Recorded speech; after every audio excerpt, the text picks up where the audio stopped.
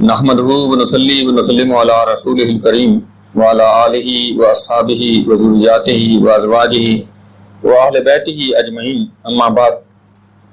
آج کا یہ ہمارا لیکچر یا ویڈیو طب کے حوالے سے ہے۔ یہ قول مشہور ہے کہ العلم و علمان، علم الادیان و علم الابدان۔ یہ علم صرف دو ہی ہیں، ایک دینوں کا علم، ادیان کا علم، اور ایک بدن کا علم۔ تو دین کا علم کے حوالے سے تو پہلے لیکچر ہو چکے ہیں اور انشاءاللہ وہ ہوتے رہیں گے۔ آج بدن کے حوالے سے، طب کے حوالے سے بتایا جائے گا۔ یوں تو پوری دنیا کے اندر مختلف طبیں استعمال ہو رہی ہیں جنہیں ہم مختلف ناموں سے جانتے ہیں۔ مثلا یہ ایلوپیتھک جو ہے یہ بھی ایک طب ہے، ایلو کے ساتھ ہومیوپیتھک ہے، یہ بھی ایک طب ہے۔ آیوریدک طب ہے، یونانی طب ہے، اور اس کے علاوہ طب اسلامی کے نام سے بھی لوگ جانتے ہیں۔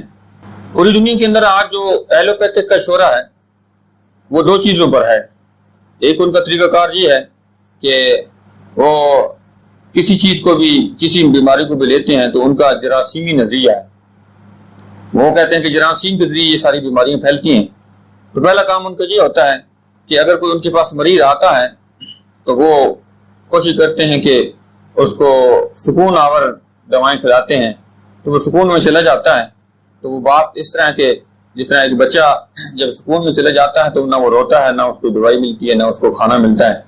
تو یہ سکون میں چلا جاتا ہے تو وہ بندہ سمجھتا ہے کہ مجھے دوائی دینے سے آرام آ گیا۔ اس طریقے سے وہ لوگ اس کی طرف جلدی جاتے ہیں۔ دوسرا ان کا طریقہ کار یہ ہے کہ اگر یہ نہیں ہے تو پھر اس کے بعد ہر چیز کا انہوں نے آپریشن کر رکھا ہے۔ بس کسی چیز کو بھی لو، چاہے وہ لبلبا ہے، چاہے وہ پتا ہے، چاہے وہ دیگر اور چیزیں ہیں، بس اس کو کاٹ کے پرے پھینک دو، یہ اس کا علاج ہے۔ لیکن طب یونانی اور خاص کر طب اسلامی جو ہے وہ آپریشن کے حوالے سے وہ آخری حل سمجھتی ہیں، اس سے پہلے بہت سارے حل ہیں۔ ہم جو کہ مسلمان ہیں اور مسلمان جو ہیں وہ اللہ اور اللہ کے رسول صلی اللہ تعالیٰ علیہ وآلہ وسلم پر ایمان رکھتے ہیں۔ تو اللہ اور اللہ کے رسول نے جہاں دین کے بارے میں بتایا ہے تو طب کے بارے میں بھی بتایا ہے، کیونکہ اگر بدن ٹھیک ہوگا، اگر صحت ہوگی، جسم ٹھیک ہوگا تو پھر اس کے بعد وہ دین پر عمل کر سکے گا۔ اور پھر بدن بھی ٹھیک ہونے کے ساتھ ساتھ جہاں اس کو ظاہری چیزیں پاکی چاہیے وہاں اس کو روحانی طہارت بھی چاہیے۔ اور اللہ کی بارگاہ میں اگر بندہ دعائیں کرتا ہے تو اس کے جسم میں اگر حرام ہو، پیٹ میں حرام ہو، تو پھر وہ دعا بھی قبول نہیں ہوتی ہے۔ تو اس لیے یہ جتنی باقی طبیں ہیں اور طب اسلامی کے حوالے سے ایک خاص فرق یہ ہے کہ وہ حلال اور حرام کی تمیز نہیں کرتے ہیں، چاہے وہ ایلوپیتھک ہو، ہومیوپیتھک ہو، آیوریدک ہو یا یونانی ہو، یہ سارے کے سارے حرام سے حرام بھی استعمال کرتے ہیں۔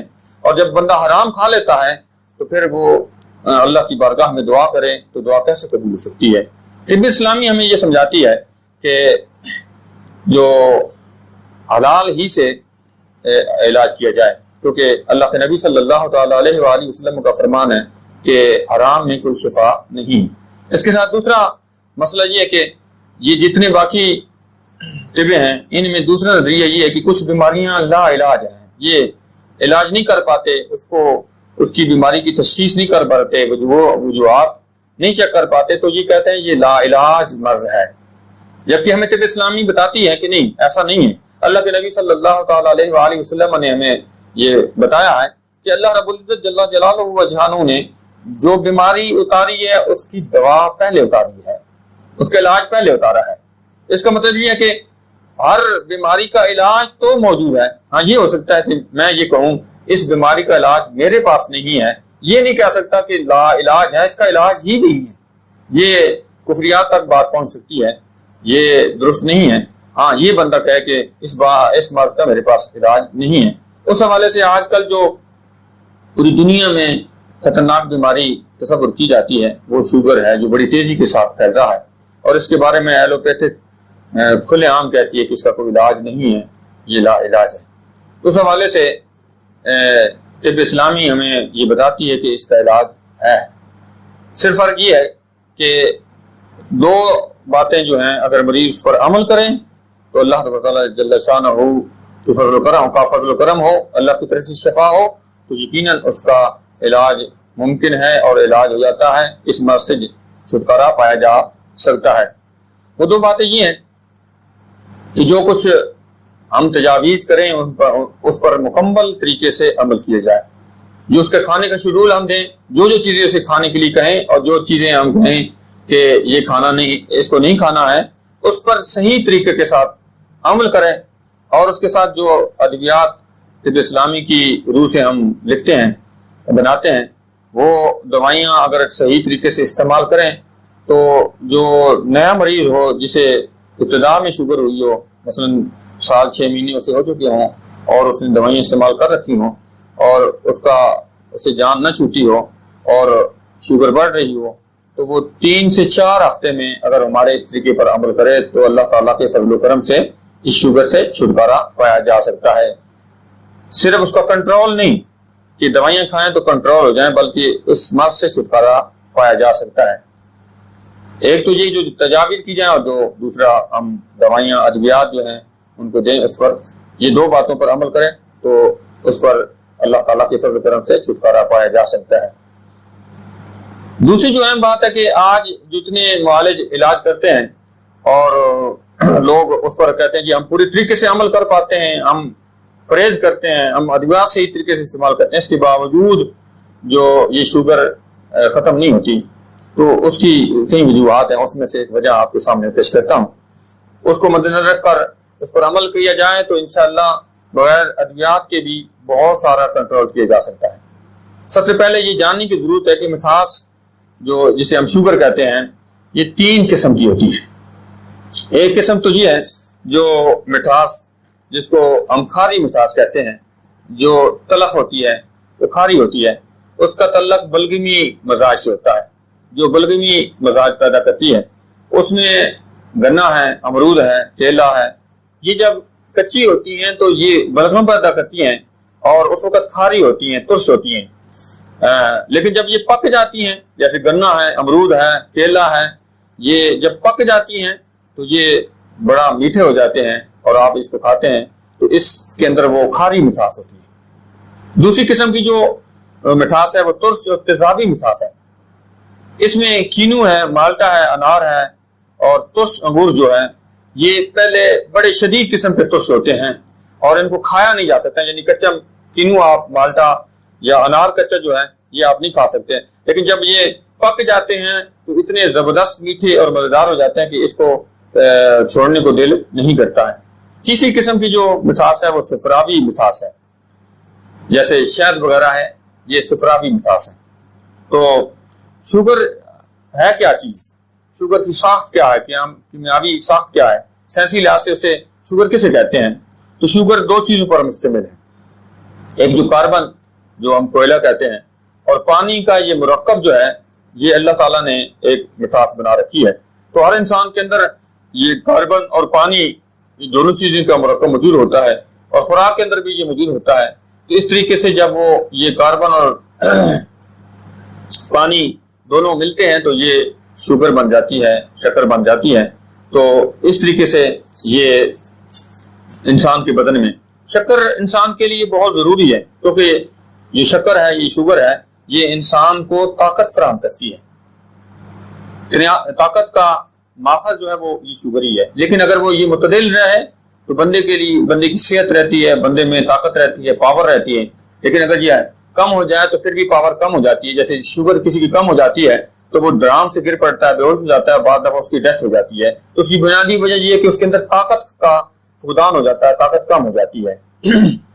اس طرح اگر وہ اعتدال سے زیادہ ہو جائے تو وہ بھی اس کے لیے نقصان دہ ہوتی ہے اور اس کی موت کا باعث بن جاتی ہے۔ مثلا زہر جو بندہ کھاتا ہے تو زہر سے بندے کی موت کیوں طاری ہوتی ہے؟ تو زہر ایک بنیادی طور پر طاقت ہے، لیکن چونکہ جسم اس کے اتنا کمزور ہوتا ہے وہ طاقت قبول نہیں کر پاتا، اس سے زیادہ طاقت ہو جاتی ہے، تو اس کے نتیجے میں وہ بندے کی موت واقع ہو جاتی ہے۔ اب آتے ہیں اس طرف کہ جو لوگ علاج کراتے ہیں، مکمل پرہیز کرتے ہیں اور ادویات بھی اسی طریقے سے کھاتے ہیں، اس کے باوجود ان کی شوگر ٹھیک کیوں نہیں ہوتی؟ اس کی وجہ کہ ہمارے پاس جب مریض آتے ہیں تو ہم اس کو پہلی تجویز یہ کرتے ہیں کہ آپ نے روٹی نہیں کھانی. تو لوگ کہتے ہیں جی روٹی نہیں کھائیں گے تو ہم کیسے جئیں گے؟ مولوی صاحب، آپ حکیم صاحب، اس سے پہلے کہ شوگر ہمیں موت کی طرف لے جائے، شوگر کی وجہ سے موت آ جائے، آپ ہمارا کھانا بند کر کے موت کی طرف لے جا رہے ہیں. تو ایسا نہیں ہے. جو لوگ اس طریقے پہ عمل نہیں کرتے تو یقیناً ان کی شوگر کبھی ٹھیک نہیں ہو سکتی ہے. تو روٹی کا چھوڑنا نہ ہے ضروری ہے. کیوں ضروری ہے؟ اس لیے کہ 100 گرام جو گندم کا آٹا ہے، جو لوگ نیٹ استعمال کرتے ہیں اس میں آپ چیک کر سکتے ہیں، وہاں پر لکھیں کیلوریز ان 100 گرام ویٹ فلور، تو اس میں آپ کو فوراً اس کے جواب میں آ جائے گا 364 کیلوری اس کے اندر موجود ہے، جو ایک 100 گرام آٹا ہوتا ہے.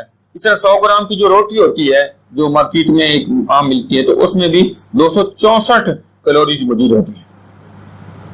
تو اس سے اندازہ لگائیں کہ اس کے اندر اتنی شکر موجود ہے جو گلوکوز کی شکل میں موجود ہے. تو ایک آدمی اگر دن میں 5 یا 6 روٹی کھاتا ہے تو نسبتاً ایک روٹی کے اندر تقریباً 10 چمچ کے برابر شوگر موجود ہوتی ہے، گلوکوز موجود ہوتا ہے.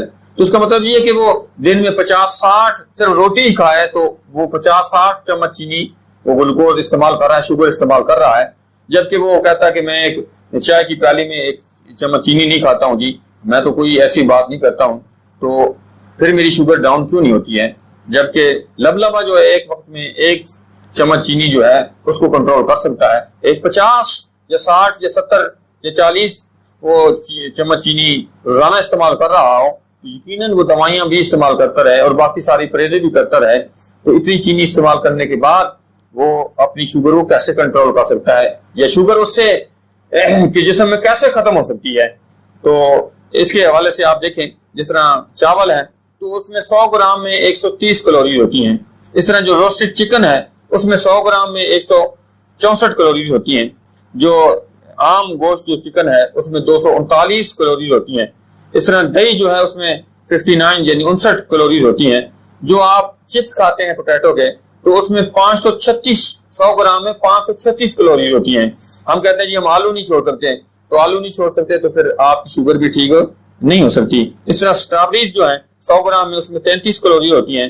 اس طرح واٹر میلن یعنی تربوز کے اندر تقریباً 30 کیلوریز ہوتی ہیں.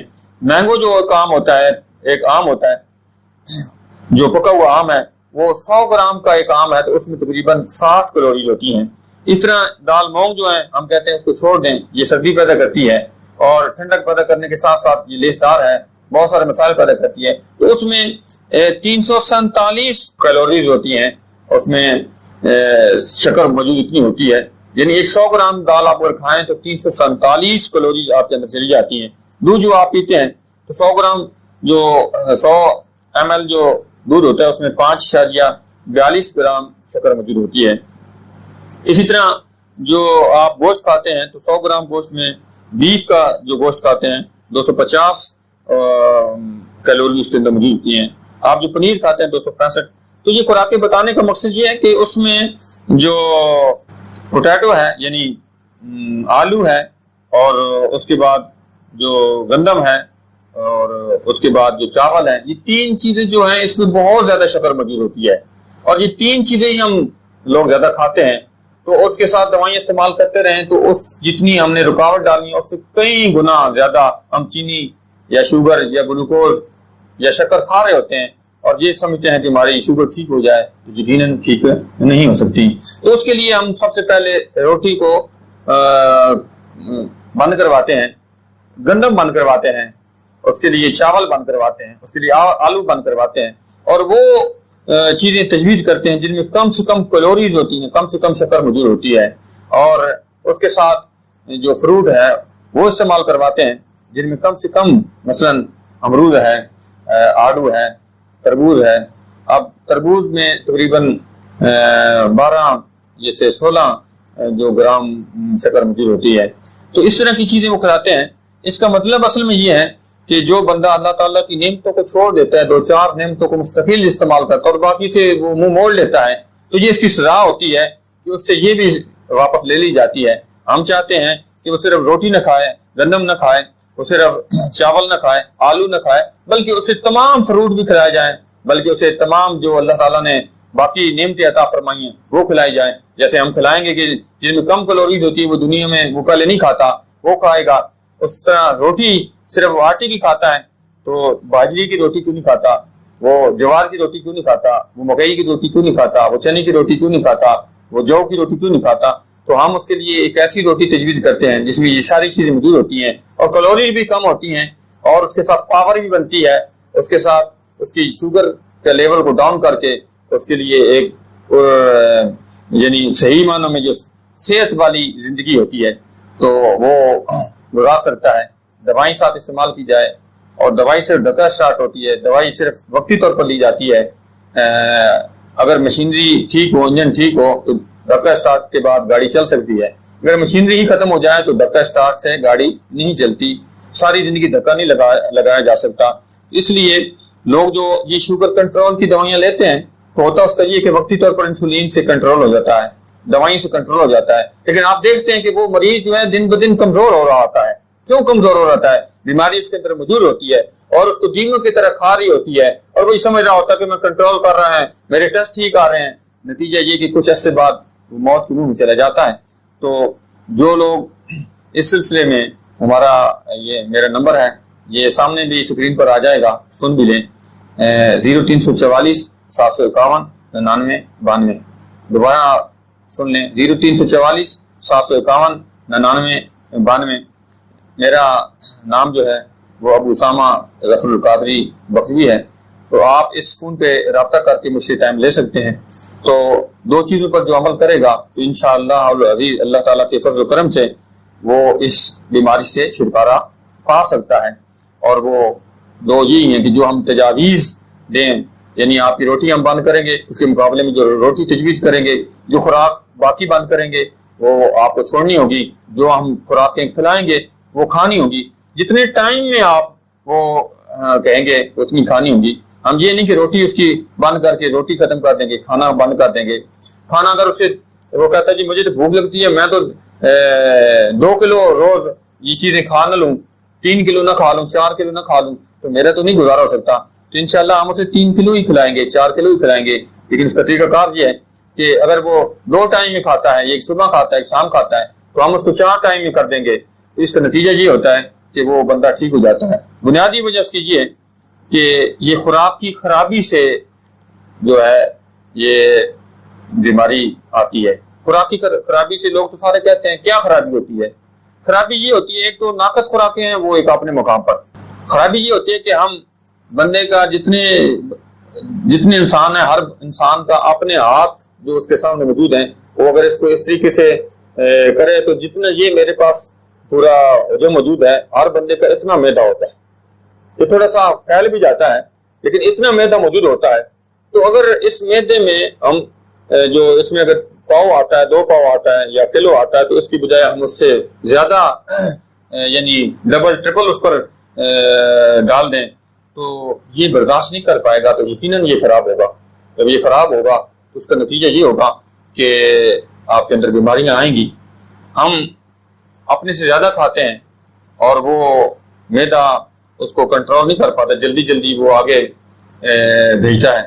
تو وہ پوری طریقے کے ساتھ جب کام نہیں بن جاتا, میدے سے آگے خوراک جاتی ہے, پتا اس میں اپنا معلول ٹپکاتا ہے اور اس کے بعد جو جگر ہے وہ اس کو خون اس میں سے فاضل مادے خارج کر کے خون بنانے کے لیے تیار کرتا ہے. لیکن اگر وہ پوری طریقے سے میدے سے آگے ہضم شدہ ہو کر نہ جائے تو پھر نتیجہ یہ ہوتا ہے کہ وہ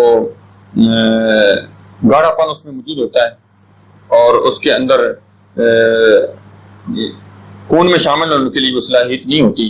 تو بندے کو پھر باہر سے پیاس لگتی ہے, پانی پیتا ہے, وہ غیر ہضم شدہ طبیعت مدبرہ جو ہے اس کو ایک چربی کی شکل میں وہیں پیٹ میں آگے آنتڑیوں کے ساتھ جما دیتی ہے.